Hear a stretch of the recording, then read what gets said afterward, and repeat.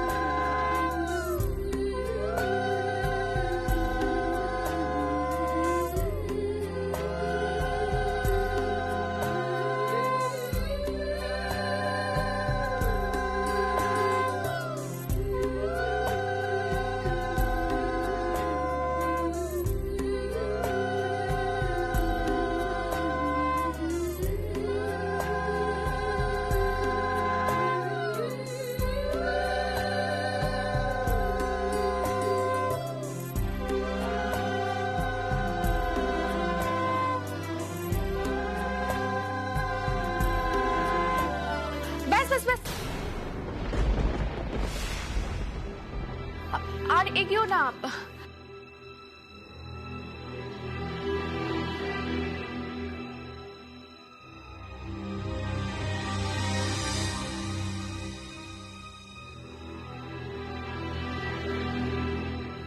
কি হলো মেজ বৌদি, তুমি আবার হঠাৎ ব্রেক কষলে কেন? আরে বাবা, ল্যাটা মাছ ধরতে হবে তো, এবারে সবাই ধরেছে, ওর ক্ষেত্রে কেন সেটা হবে না? ওকেও ধরতে হবে। আগে ওদের ভেতরে ঢুকতে দাও, চলো।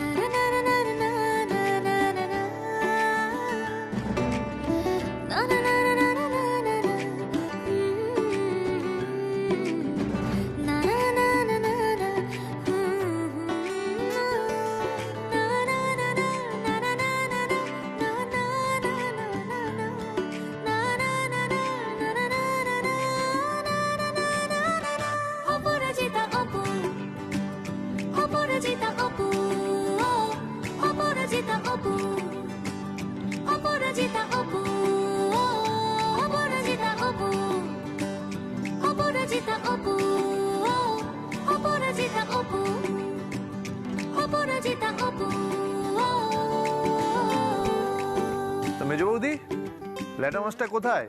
আছে গো, আছে, এই যে ল্যাটা মাছ আমি নিয়ে এসেছি। আরে বাপরে,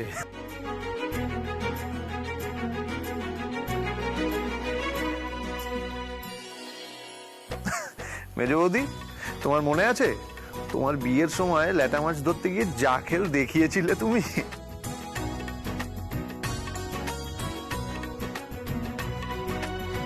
সেজে বৌদি, এবার তুমি রেডি হয়ে নাও, এই ল্যাটা মাছগুলোকে ক্যাচ করে ধরতে হবে তো তোমার। তবে আমার বউ কিন্তু শক্ত হাতে ল্যাটা মাছটা ধরেছিল। কত কাজের বল। তুই একটু বউয়ের হয়ে কম কথা বল।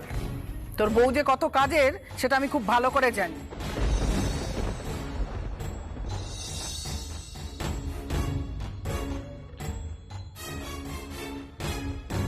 নাও মাছটা এবার ধরো। কি গো সেজ বৌদি, তুমি ভয় পাচ্ছ নাকি?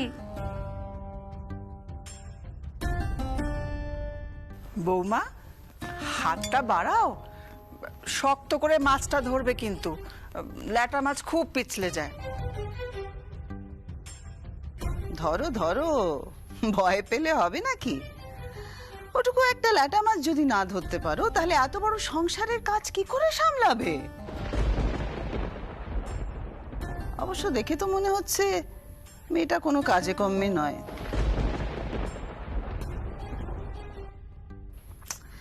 কি যে হবে কে জানে। চোখের দেখা দেখে কি সবকিছু বোঝা যায় ছোট? আসলে কি জানো, মনের চোখ দিয়ে দেখতে হয়। আমি একবার দেখেই বুঝতে পেরেছি সে যে উমা চুপচাপ হতে পারে, কিন্তু সে সংসারের সব কাজ জানে। বড় লক্ষ্মীমন্তর মেয়ে, দেখো মাছটাও ঠিক ধরতে পারবে।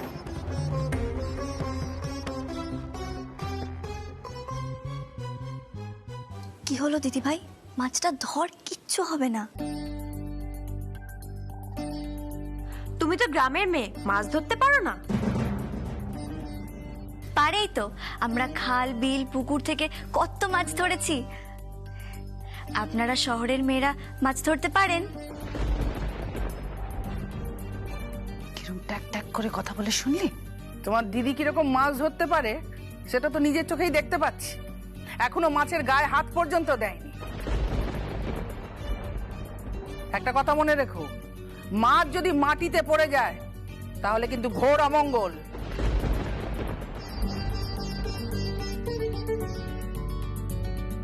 না না, মাটিতে পড়বে না, দেখবেন। দিদি ভাই, আমরা গ্রামে খাল থেকে যেভাবে মাছ ধরতাম সেভাবে চেপে ধর, তাহলে আর দেখবি পিছলে যাবে না। নে নে ধর, কিচ্ছু হবে না দিদি ভাই, ধর না।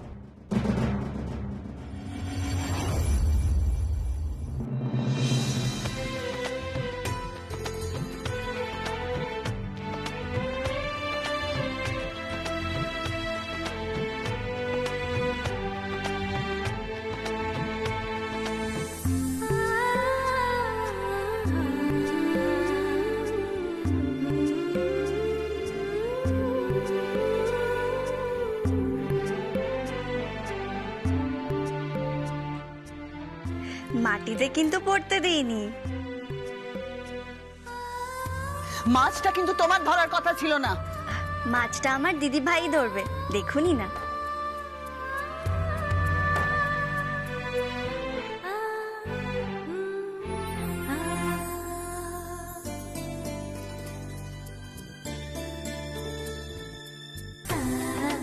দিদি ভাই, ভালো করে ধরিস, দেখিস যেন পিছলে না যায়। একটা ল্যাটা মাছ ধরতে পারলে না, তাহলে এত বড় সংসারের হালটা ধরবে কি করে শুনি? কোনো কমবেরি নাও দেখছি।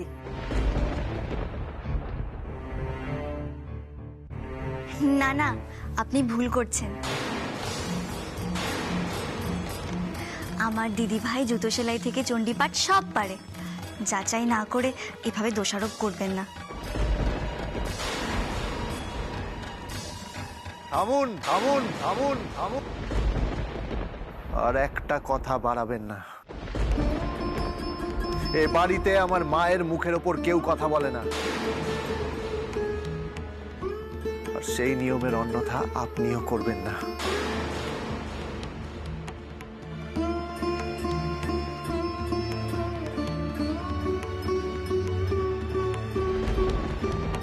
এই ছেলেটা শহরে এসেই দেখছি ভুল পাল্টে ফেললো। তাহলে এও কি ওর মা মাসির মতো নাকি? দীপু তুই থাম, ও মোটেই তোর মায়ের মুখের ওপর কথা বলেনি।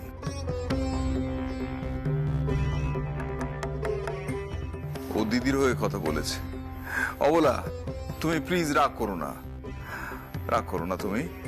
দেখো সে যে বৌমা এমনি নার্ভাস হয়ে আছে বলেই এরকম একটা কাণ্ড ঘটিয়ে ফেলেছে।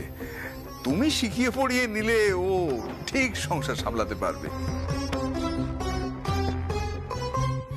হ্যাঁ, সে তো শিক্ষা দিতেই হবে, তবে এমন শিক্ষা দেব যেটা ও সারা জীবনেও ভুলতে পারবে না, বুঝেছো?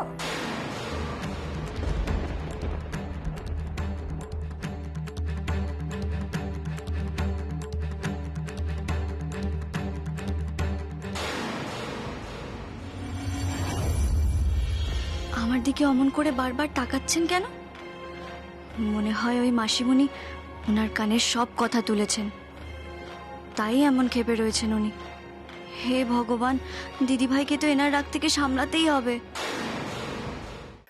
তুমি মাথা গরম করো না, তুমি রাগারাগি করলে একই মেয়েটা নার্ভাস হয়ে আছে, তুমি রাগ করলে তো আবার মেয়েটা একদম ভয় পেয়ে যাবে না।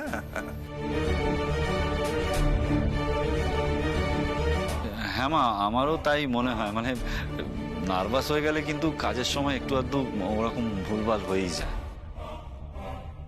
সেই যেমন তুই করিস, সবার সাথে সবসময় নিজের তুলনা করিস না বড়দা। সংসারের কাজ সব মেয়েরই জানা উচিত। যা বলেছিস, মেয়ে হয়ে যদি সংসারই না হয় তাহলে কি সংসারের কল্যাণ হতে পারে বল? হবে হবে, সব হবে। ছোট তুমি চিন্তা করো না। লক্ষ্মীমন্তর মেয়ে আমার সাক্ষাৎ লক্ষ্মী সংসারে পা দিয়েছে, সব হবে। আর মাছটা তাছাড়া মাটিতে পড়েনি, ফলে অমঙ্গলের কোনো চান্সই নেই। ওর বোন অপু তো মাছটা ধরে ফেলেছে। তা ও কি দিদির হয়ে সংসার সামলাবে কেন? না না না, ও বলো, আমি সে কথা বলতে চাইনি। আসলে তুমি তো ওকে দেখোনি এর আগে। কি চমৎকার মেয়ে, তুমি চিন্তা করতে পারবে না। আমি সে কথাই তোমায় বলতে চাইছি আর কি। মানে আমি তো দেখলাম ঘরে বাইরে মেয়েটা একেবারে চটপটে, কি কাজের। তারপর জানো কি সুন্দর পড়াশুনো করে, ও গ্রাজুয়েশন করছে, ও চাকরি করতে চায়। গ্রামের লোকেদের মুখের একেবারে পান, সবাই ওকে খুব ভালোবাসে। আর বাসবে নাই বা কেন, ও তো একাই 100।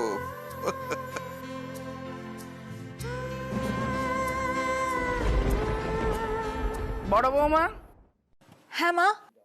ওদের দুজনকে ঘরে নিয়ে যাও। হ্যাঁ মা, আমি এক্ষুনি নিয়ে যাচ্ছি।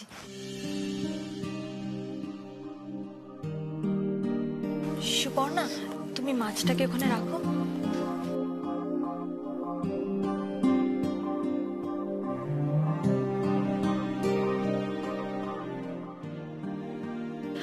বলছি কি, সেজ ঠাকুরপো, তুমিও চলো। আমিও ঘরে যাই, মানে একটু ভালো করে স্নান করা দরকার।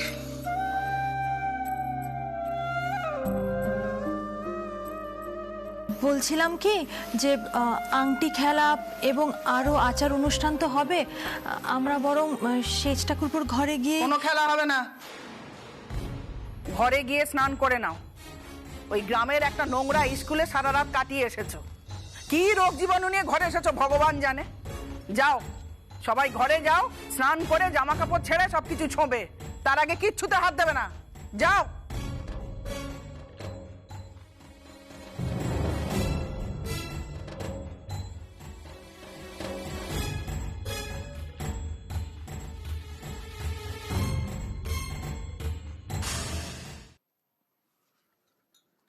মা, অপু কোথায় থাকবে? সে কি জামাই বাবু, ও কি এখানে থাকতে এসেছে নাকি? নিশ্চয়ই, ও আমাদের অতিথি, এটাও বুঝতে পারোনি? অবলা, অবলা, বলছিলাম যে মেয়েটি তো এ বাড়িতে থাকবে, অবশ্যই থাকবে। তাহলে ওই খুশিকে ডেকে ওপরের গেস্ট রুমটা খুলে দিতে বলি। সেই তো অনাহুত অতিথি তো, তাই কোথায় থাকবে ঠিক বুঝতে পারছি না। অনাহুত অতিথি হতে যাব কেন? আমি তো অতিথিও নই। আমার দিদি ভাই এ বাড়িতে বউ হয়ে এসেছে। দিদি ভাইয়ের বোন তো আত্মীয় হয়। আপনাদের আত্মীয়দের কি বাড়িতে একদিনও থাকতে দিতে নেই? মুখে কথা বলা বন্ধ করুন। না মানে দিদি ভাইয়ের শ্বশুর বাড়িতে কি আমি থাকতে পারি না? বলুন না।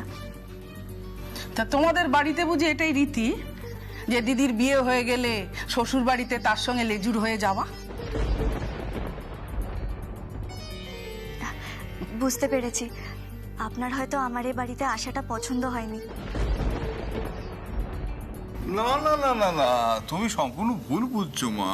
আসলে ওর কথা বলার ধরনটাই ওই রকম। না না না, পছন্দ হয়েছে, খুবই পছন্দ হয়েছে, তা নয়। আসলে তুমি আসবে এটাও জানা ছিল না তো, তাই তোমাকে কোথায় থাকতে দেবে, মানে ঠিক উপযুক্ত ঘর কোনটা হবে এটা নিয়ে উনি চিন্তিত। খুশি, খুশি। হ্যাঁ কর্তাবাবু। হ্যাঁ, বলছিলাম যে ওপরের গেস্ট রুমটা খুলে দিয়ে ওটা ভালো করে পরিষ্কার করে দে। নতুন দিদিমণি ওখানে থাকবে। আচ্ছা ঠিক আছে। যাও মা, তুমি গিয়ে ভালো করে স্নান করে একেবারে ফ্রেশ হয়ে নাও। দুদিন ধরে যা পরিশ্রম তুমি করেছো মা, যে ধকল তোমাকে পোয়াতে হয়েছে নিজের চোখে দেখেছি তো। যে কোনো পুরুষ হার মেনে যাবে তোমার কাছে। ধন্যী তুমি, সত্যি তোমার মতন মেয়ে বহু পুণ্যে পেতে হয়। দেবো। হ্যাঁ বাবা। তুমি নিজে গিয়ে অপুকে গেস্ট রুমে রেখে আসবে। আপনি আসুন আমার সাথে।